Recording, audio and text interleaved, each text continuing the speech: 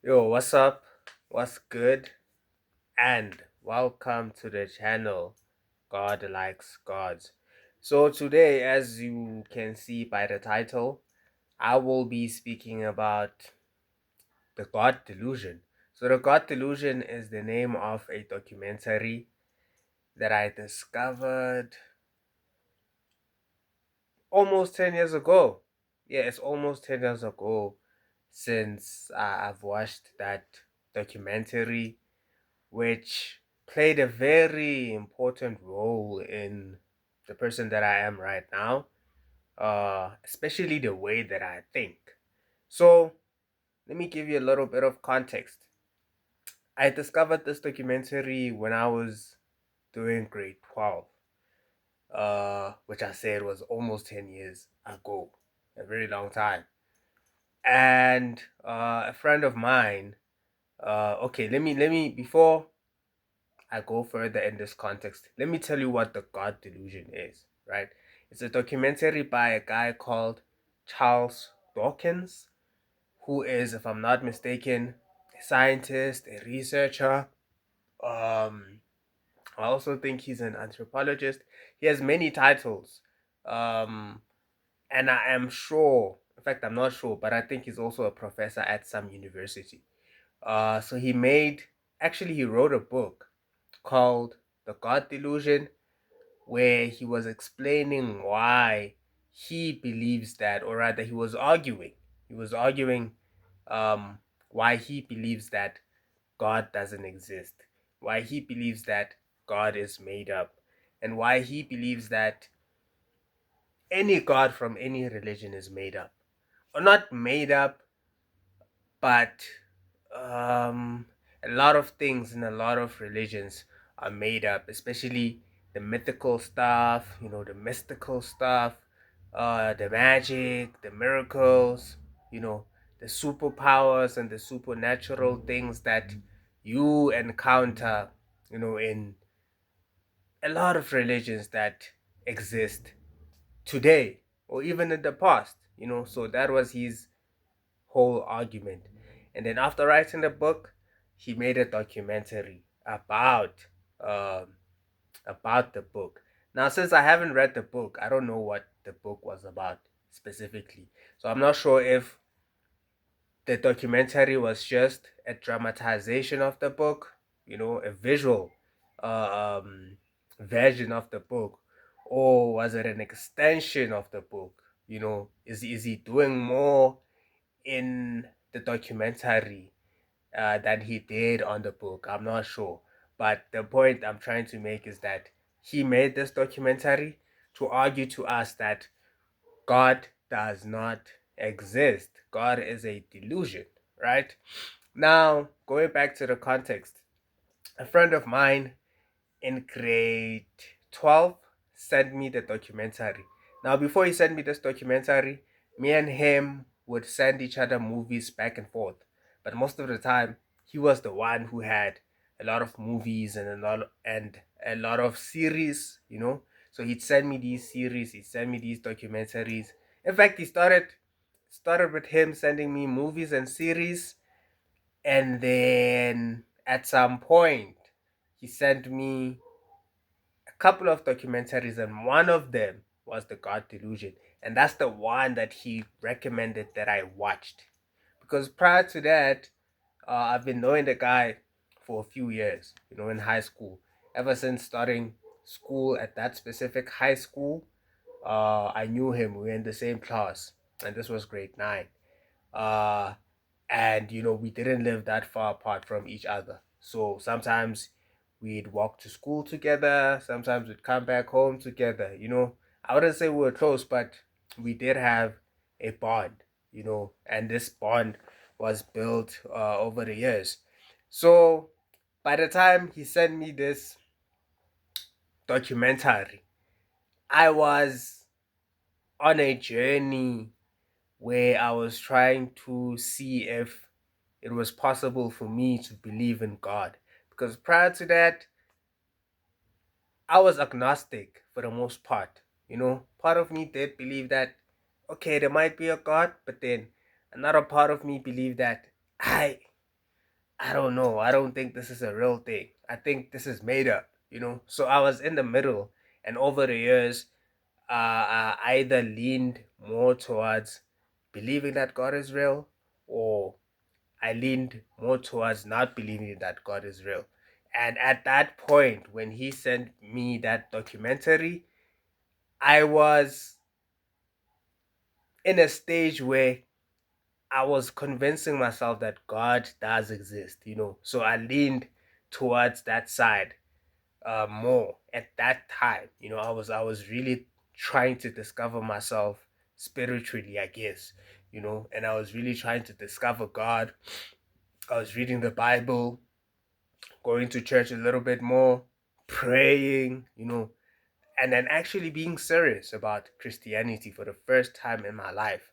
I was actually giving it a chance. You know, I was giving it a solid, a serious chance. Uh, but then I remember by the beginning of grade 12, I was still unsure. You know, after spending a year or so trying to, you know, learn as much as I can about Christianity, I was still unsure. You know, I wasn't convinced. Let me just say that I wasn't convinced. So when he sent me that documentary, it was the perfect time, I believe. You know, it was the perfect time. And it was a week. In fact, it was a couple of days before um schools opened, you know, because it was in January, the beginning of the year. And I watched it just a few days before we started school, right? Okay, so the first time I watched it, I sat down on my laptop and I really took it in. You know, I really took it in. I really took it seriously. And I think this was the first documentary I had ever watched up to that point, you know. And I could see that this is a serious thing. This is not a series. This is not a movie. This is serious. So I took it like that.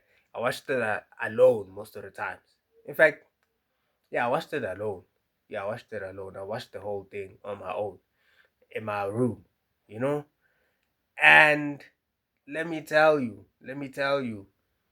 this was the best thing I have ever watched. You know, there was no movie that was better than this documentary at that time. There was no series I've ever watched that was better than that documentary. It was the best thing I've ever watched. It changed my whole entire perspective on life. It changed my whole entire perspective on spirituality, on religion. It changed everything. It was a complete 360. To me, it seemed as if this was something that I've always wanted to watch. It's just that I never knew that I wanted to watch this documentary. It felt like it found me in a way. You know what I mean? It felt like I've always been searching for these arguments that he was making in the documentary, because every single thing he said made sense. You know, going into the God Delusion, the documentary, basically this guy was he was arguing. It was like an essay, you know. It was like an essay. There's an introduction.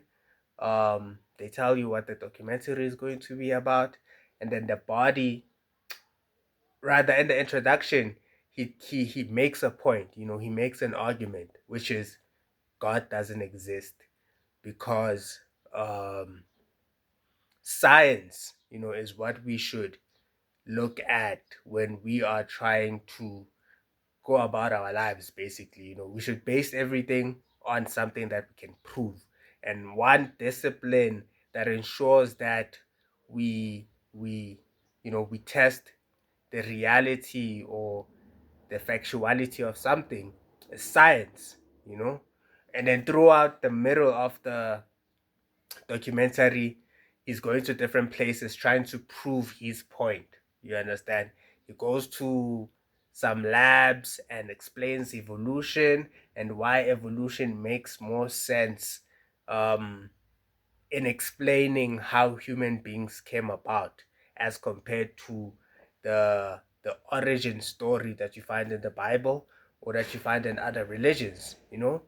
And then at some point he goes to churches, he speaks to priests, he argues with them. Sometimes he goes to schools that teach Christianity, and he argues with them at the same time. Sometimes he goes to some sacred places. Most of the time, or for the most part, let me just say that he is arguing against Christianity most of the times, but he does also mention Islam and all these other religions. But for the most part, he talks about um, Christianity. He challenges Christianity. So he'll go to certain sacred places whereby people go there, to drink the water there because uh, that water or that river is attached to some stories in the Bible. So, followers of said uh, subgroup within Christianity believe that going to that river and drinking that water is going to, help them somehow in their lives because this river is anointed or it is holy or it is sacred. So he goes to these places and he looks at what they're doing, he talks about what they're doing, and then he argues against it. He tells you why he thinks that it doesn't make sense, why he thinks that it's ridiculous, all of these things. And at the time I remember thinking to myself, wow, like I've finally found something, or rather a solid excuse, excuse me, solid excuse to leave religion, to leave Christianity, and be free from the shackles, be free from the shackles of Christianity, of a God, of religion. That's what it said to me. That's how it spoke to me. And ever since then, I haven't been, I've never been religious.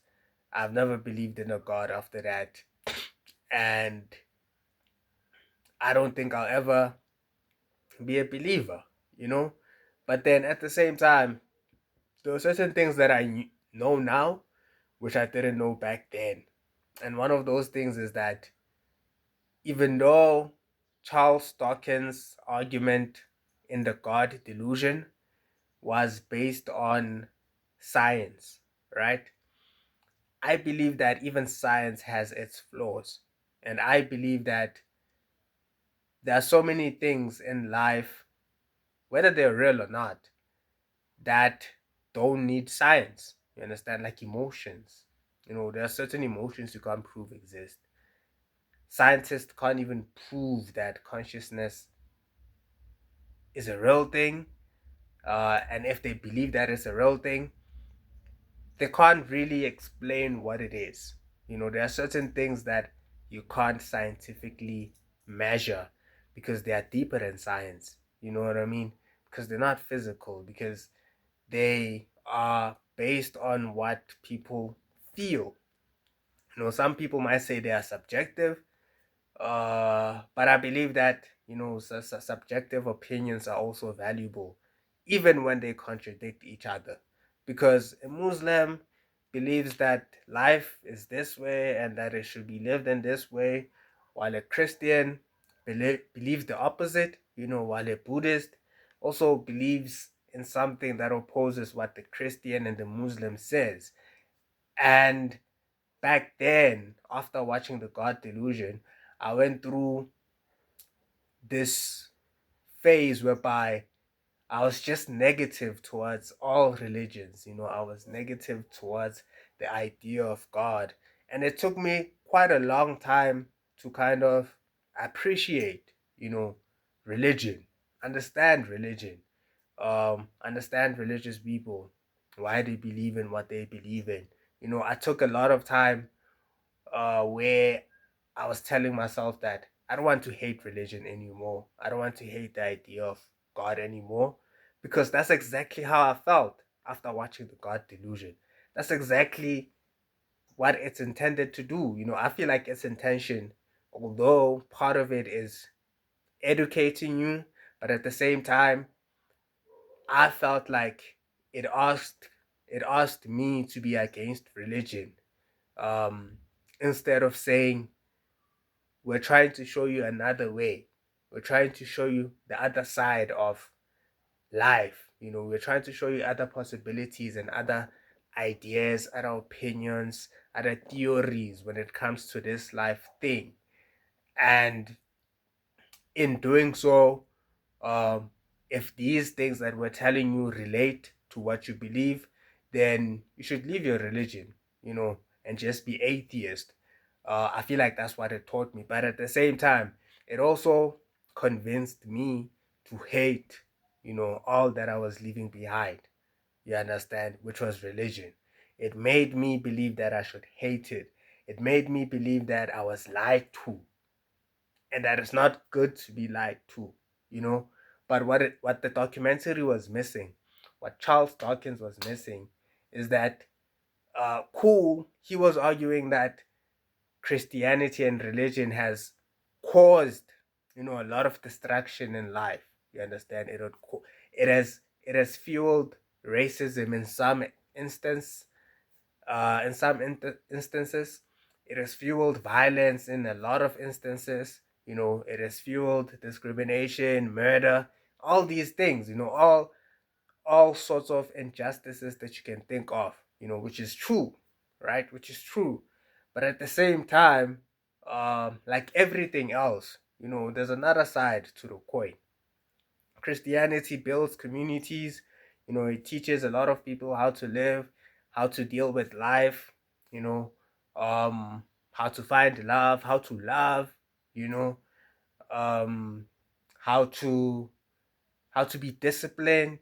It exposes a lot of people to mentors, to a community, and a sense of belonging that without its existence, a lot of people on earth wouldn't uh, belong anyway. They wouldn't have that sense of belonging, which is very important to human beings, you know?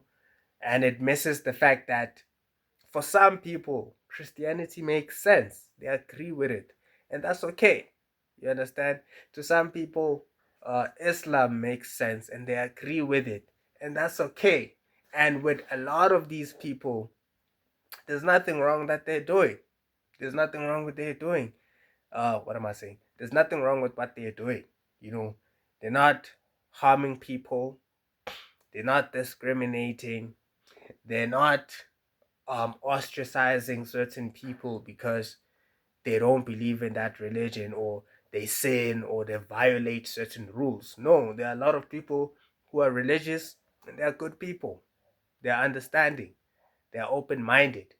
And that's one thing that the God Delusion didn't mention. That's the one thing that the God Delusion didn't consider. It just viewed religion and the idea of God as a bad thing. And it took me a lot of years to understand that.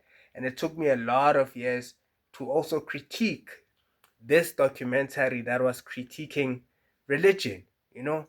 So I feel like um my journey, or my watching of the God Delusion, and the impact that it had in my life, has been somewhat of a roller coaster ride. I went from agreeing with it wholeheartedly to critiquing it, and to disagreeing with some elements of it.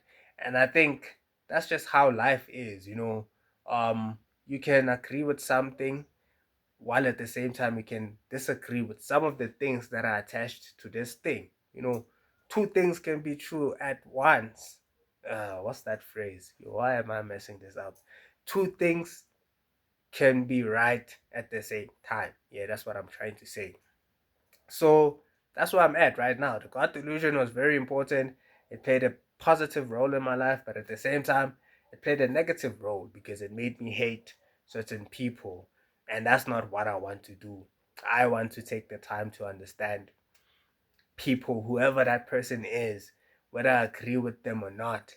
I believe that everyone deserves a chance and a voice to express their emotions, and to also have opinions. Every opinion is valuable. As much as what the God Delusion and what Charles Dawkins was saying is valuable, and it deserves a platform, and it deserves respect and attention, so does the same things that he was disagreeing with or arguing against, which is religion, which is Christianity, which is the idea of God, priests, whoever and whatever he was arguing against. They also deserve their voices to be heard, and their voices and their opinions are also valuable. That's all I have to say.